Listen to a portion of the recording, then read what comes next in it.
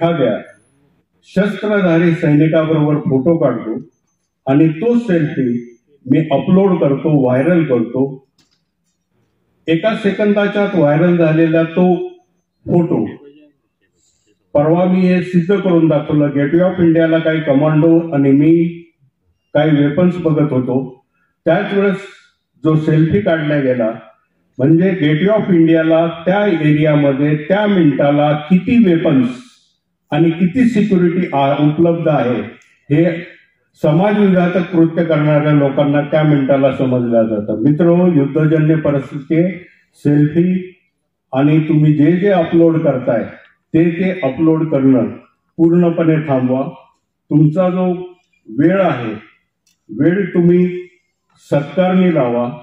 दुसरी गोष्ट, सरकारी आस्थापना, संरक्षण दलाच्या आस्थापना येथे प्रदर्शित केलेली शस्त्रास्त्रे, युद्धनौका, लढाऊ विमानं यासोबत सेल्फी काढणे व व्हायरल करणे म्हणजे शत्रू राष्ट्रांना व असामाजिक तत्वांना माहिती पुरवणे. हा विचार कदाचित आपण केला नसेल. सगळ्यात दुसरा मोठा मुद्दा, आर्टिफिशियल इंटेलिजन्स. किती जणांना माहिती आहे आर्टिफिशियल इंटेलिजन्स? आर्टिफिशियल इंटेलिजन्स एवढं पॉवरफुल झालंय. आता मी जे बोलतोय ह्या मिनिटाला, ह्या सेकंदाला, ह्या अत्रे रंगमंदिरमध्ये मी समाज विघातक किती बोलतोय हा माझा फोटो तुम्ही बसलेले सर्वजण आणि AI मार्फत ते थ्रू करता येतात within the fraction of second. मित्र, AI फक्त आपण भारतीयांना एक ठराविक कन्सेप्ट माहिती आहे. त्या AIचे कॉन्फिगरेशन आहे, त्याला जे आपण विभाग, उपविभाग, त्या उपविभागाचे परत मायक्रो उपविभाग, हे कमीत कमी 190 ते 198 आहेत. किती जणांना माहिती आहे? माझ्यापेक्षा सॉफ्टवेअर इंजिनियर इथं बसलेले असतील, त्यांना माहीत असावं कदाचित. तर ह्या आधारे बऱ्याच काही गोष्टी घडतात. मित्र, तुमच्या जवळचं जे इंटरनेट आहे, तुमच्या जवळचा जो मोबाईल आहे, सगळ्यात धोकेदायक यंत्र आणि सगळ्यात धोकेदायक शत्रू वापरला तर त्याचा खूप मोठा उपयोग आहे आणि त्याचा जर गैरवापर झाला तर तो एक नंबरचा शत्रू ठरतोय. तिसरी गोष्ट अशी आहे, सध्या महिला आहेत ज्यांच्या घरात छोटं मुलं आहेत, ते त्रास देत असत, त्या मुलाला आपण मोबाईल खेळायला देतो की जेणेकरून त्या महिलेचा स्वयंपाक होईल, बाकीचे कामं होतील. ते मूल गेम खेळत असतं किंवा कार्टून बघत असतं ना, असंच असतं ना, नसतं का? असतं की नाही? हा मित्रांनो, अशाच वेळेस तो मुलगा कोणतं ऍप दाबतोय, कोणती साईट ओपन करतोय हे आपल्याला कदापिही कळणार नाही.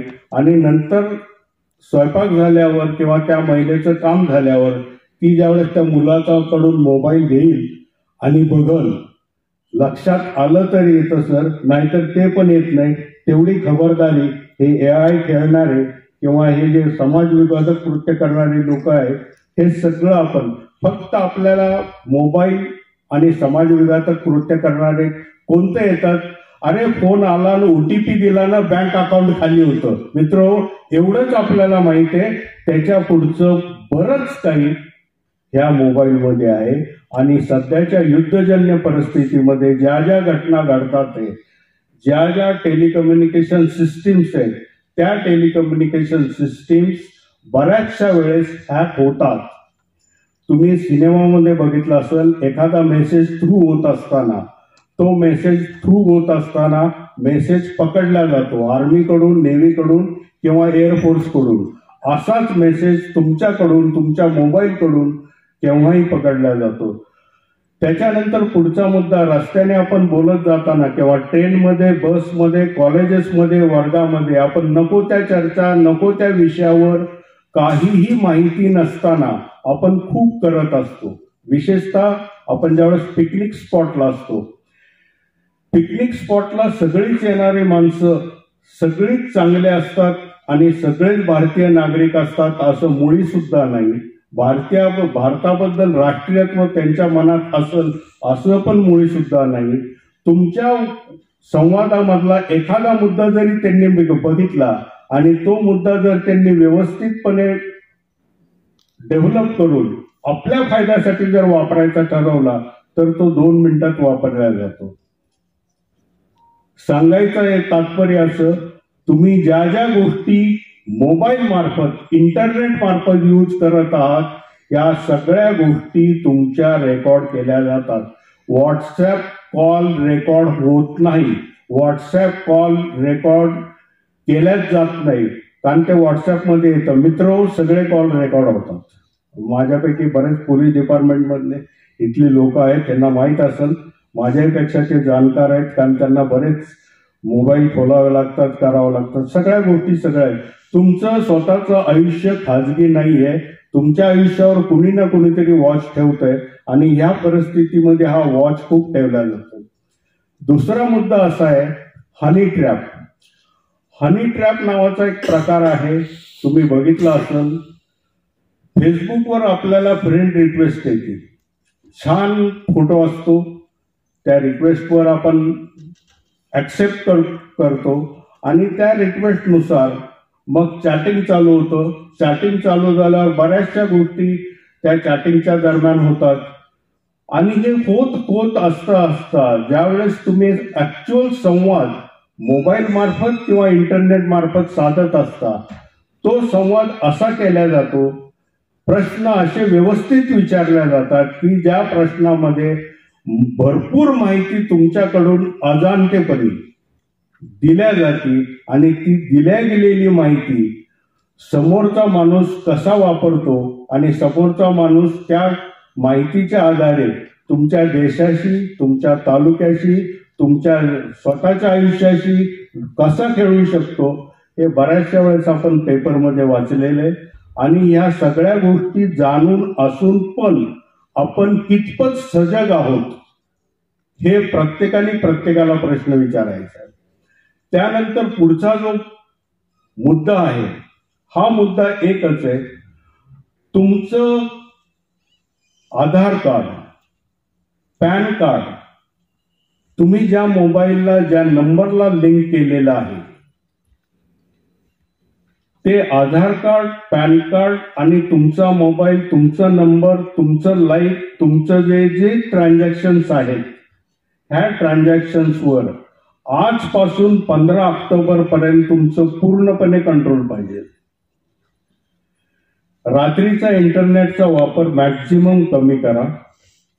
घरचा जर फोन येणार असेल तर घरच्यांना स्पष्ट सांगा, मला SMS पाठवा किंवा साधा कॉल करा.